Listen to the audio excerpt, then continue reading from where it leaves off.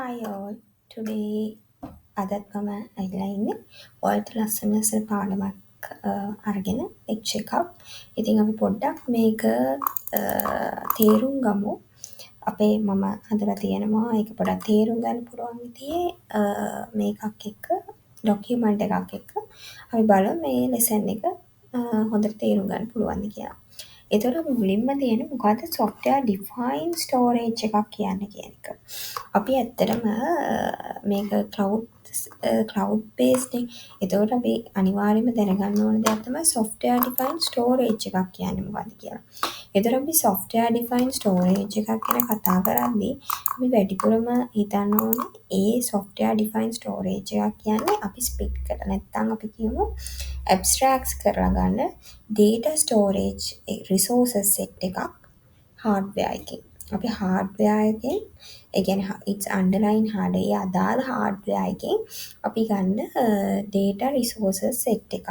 ඒකට තමයි අපි STS කියන්නේ. හරි. එතකොට මෙතනදී normal storage is tied to the hardware. දැන් ඔයා දන්නවා normal storage එකක් කියන්නේ disk එකක් නැත්නම් SAN NAS.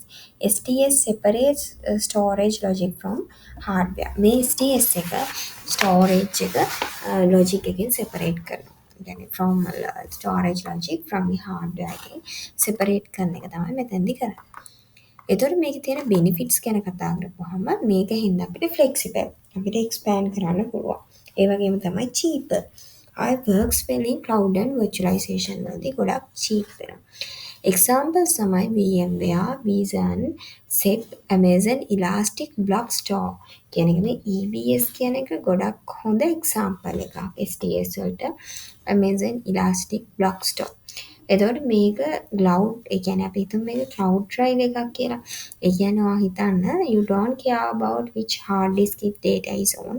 Just request storage and software managing. හරි. ඊට පස්සේ අපි යමු කැප් තියරම් එකට. මේ කැප් තියරම් එක ගත්තාම ඒක අපි කතා කරන්නේ ඒ කියන්නේ දැන් ඇත්තටම අපි මෙතනදී කතා කරන තුනක් ගැන. 3 topics. Consistency, availability and partition tolerance. මේ consistency කියන්නේ අපි බැලුවොත් හැමෝම දකින්නේ latest data. ඒ කියන්නේ every read receives the most recent write. latest most recent එක තමයි අපි ගන්න. Availability again the system always replies. ඒ කියන්නේ availability again the system always reply. ඒ කියන්නේ හැම වෙලේම අපි ගන්න read එකට අපි දෙන request එකට response එකක් තියෙනවා. ඒක තමයි availability එකක් කියන්නේ. Partition tolerance කියන්නේ මොකක්ද? Partition tolerance කියන්නේ system continues even if network fails. network එක fail වුණත් මේක continue කරනවා. එතන real world trade offs තමයි banking apps choose consistency plus partition tolerance. දැන් banking app එක කොහොමද consistency එකයි partition tolerance කියන දෙකම දෙන්නේ. හරි.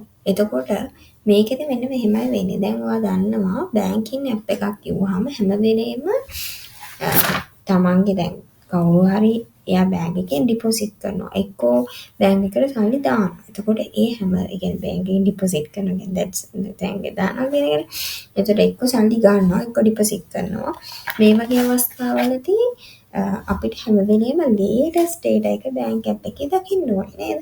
අපි ගත්තා නම් ඒකේ වෙලේම අප්ඩේට් වෙන්න ඕනේ ගාන අඩු වෙලා අප්ඩේට් වෙන්න අපි කීයක් හරි දැම්මම නම් ගාන වැඩි වෙලා අප්ඩේට් වෙන්න ඕනේ.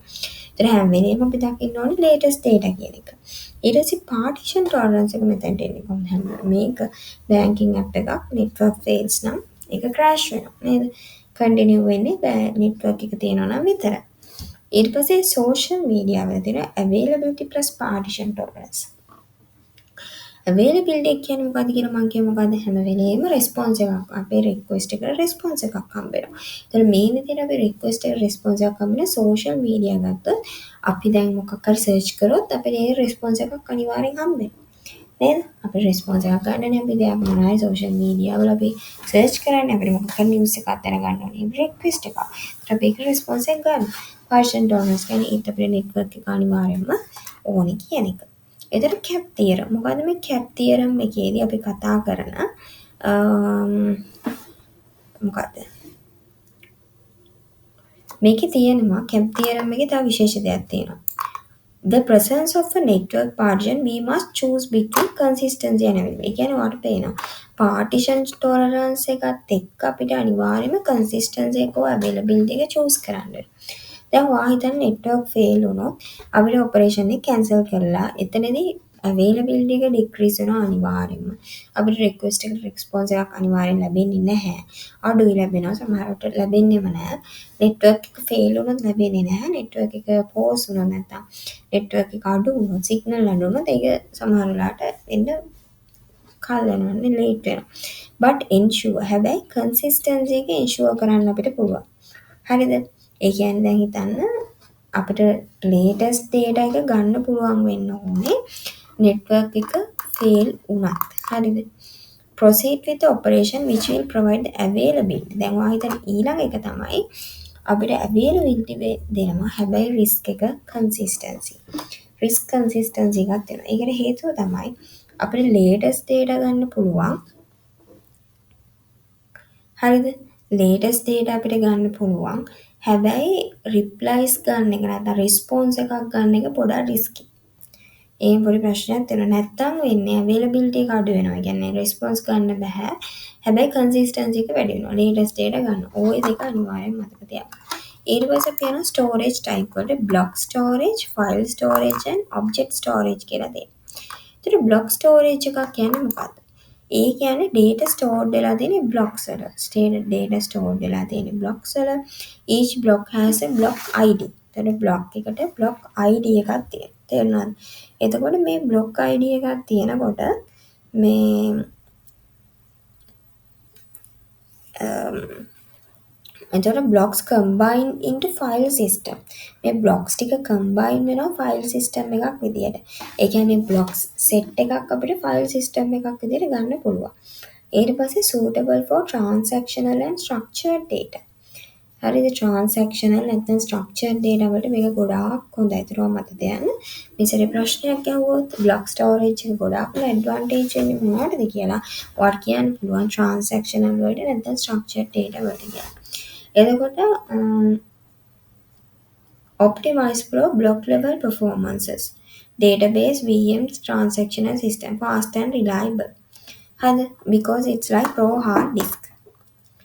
measured in the IOPS performance measured. ඒතර example තමයි AWS මේකෙත් example දෙක block storage වල example දෙකක් EBS elastic block storage Azure DIX. ඊට පස්සේ file storage කියන්නේ data stored in a ඒ කියන්නේ data තියෙන folder එකක් ඇතුලේ. එතකොට data තියෙනකොට දැන් අපි C drive එකක තියෙනවා කියන්නේ ඒ වගේ shared over network. network එකක් හරහා තමයි මේක share වෙන්නේ. uses NFS Linux or SMB. best for file sharing, shared drivers and content reps. ඒ කියන්නේ දැන් හිතන්න මේ වගේ දේවල් මේකේ තියෙන මේ අනිවාර්යයෙන්ම file storage එකක් මතක තියාගන්න ඕනේ. protocol support කරනවා NFS and server managed messaging protocol කියන ඒවා. එතන over network එක හරහා තමයි share වෙන්නේ. file sharing වලට, sharing drives වලට, content repos වලට ගොඩක්ම වැදගත් වෙනවා. එතකොට shared folder. එතකොට ඒක මතක තියාගන්න මේ advantage වෙන්නේ මොනවද? file sharing වලට, shared drivers and content repos වලට. ඊට පස්සේ object storage. මොකද object storage කියන්නේ manage data as objects. ඒ කියන්නේ data තියෙනවා metadata තියෙනවා unique ID. global unique identifier එකක් තියෙනවා. එතන මේවා petabytes වලින් තමයි ගන්නෙ. scalable වෙන්නේ. මේකේ API HTTP වගේ ගන්නවා. එතන මෙතනදී අපි S3 Amazon S3 එක අහලා තියෙනව නේද? අපි use කරන S3 එක. ඒක S3 bucket එක. ඒක ඒ වගේම Azure blob storage මේකත් අහන්න පුළුවන්. අනිවාර්යයෙන්ම අහන්න පුළුවන් දැන. object storage මොනවද? blob storage and S3. ඒතර මොනවද උදාහරණ තියෙන්නේ examples මොනවද?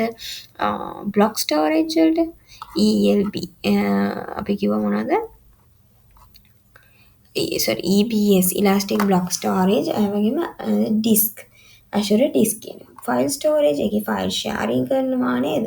shared drives කරනවා, content reps කරනවා. ඒකේ තමයි elastic file system. මොකද මේක files එක්කනේ යන්නේ. data stored in a folder, file hierarchy. එතකොට මෙතන තියෙනවා. ඊට පස්සේ object storage features මොනවද? versioning. මොකක්ද versioning කියන්නේ? versioning කියන්නේ keep multiple versions of. ඔයාලට මතකද අපි version control කියලා එකක් කතා කරා. ඒකදී අපි කියනවා එක එක versions use කරන එකේ තියෙන වැදගත්කම. එතනදී අපි ඒ එක එක විදිහේ versions use කරන එක තමයි version control කියන්නේ. අන්න ඒ වගේ දෙයක්. encryption කියන්නේ protect data. මොකද්ද encryption කරනවා කියන්නේ? ඉන්ක්‍රිප්ෂන් කරනවා කියන්නේ අපි දැන් කාට හරි මම මැසේජ් එකක් යවනවා WhatsApp හරහා. ඔයා හිතන්න මම මැසේජ් එකක් යවනවා WhatsApp හරහා. එතන මම යවන මැසේජ් එක හායි කියලා යවනවා නම් මම ඒ කෙනාට ඒ අදාළ ගන්න කෙනාට රිසීවර්ට ඒක හායි කියලා එන්න ඕනේ. හැබැයි මේක මැද ඉඳලා කෙනෙක් කරන්න පුළුවන් මොකද්ද? ඒ මැසේජ් එක වෙනස් කරන්න පුළුවන්. ඒතර වෙනස් කළා හායි කියන එක වෙනකොට වෙන වචනයක්. හෙලෝ කියලා යවන්න පුළුවන් නේද? ඒතර send receiver අපි යවන මැසේජ් එක හරියටම හම්බෙනවද නැහැ. ඒකෙන් අපිට පුළුවන් මේ send අය receiver අතර මැසේජ් යවන එක encrypt කරන්න. ඒ කියන්නේ වෙන කෙනෙක්ට බලන්න බැරි වෙන විදිහට කෝඩ් එකක් හදනවා. ඒ කියන්නේ මේ මැසේජ් එක translate ඒ කියන්නේ වෙන කෝඩ් එකක් වලට පරිවර්තනය කරනවා. translate කරනවා. මෙතනදී encryption කරන ක්‍රම දෙකක් තියෙනවා. මොකද encryption කරන ක්‍රම දෙක? asymmetric and symmetric. symmetric කියන්නේ අපි යවන කෝඩ් එක යවන්නේ ප්‍රයිවට් කී එකක් කරා. එතකොට මේ ප්‍රයිවට් කී එකක් කරා යන්නේ. එතකොට කෙලින්ම ඒක සෝරි මම පොඩි වෙලාවක් දෙන්න මම කොහොමද බලලා කියන හරියටම කොහොමද යන්නේ කියලා.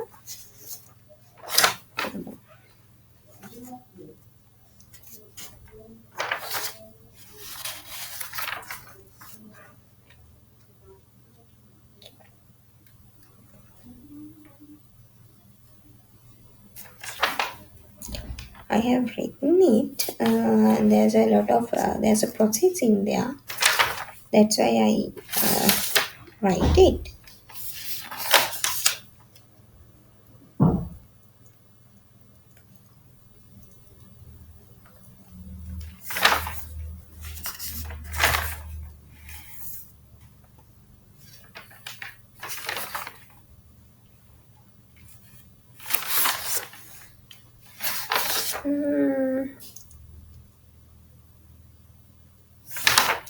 Yeah, there's a asymmetric and symmetric.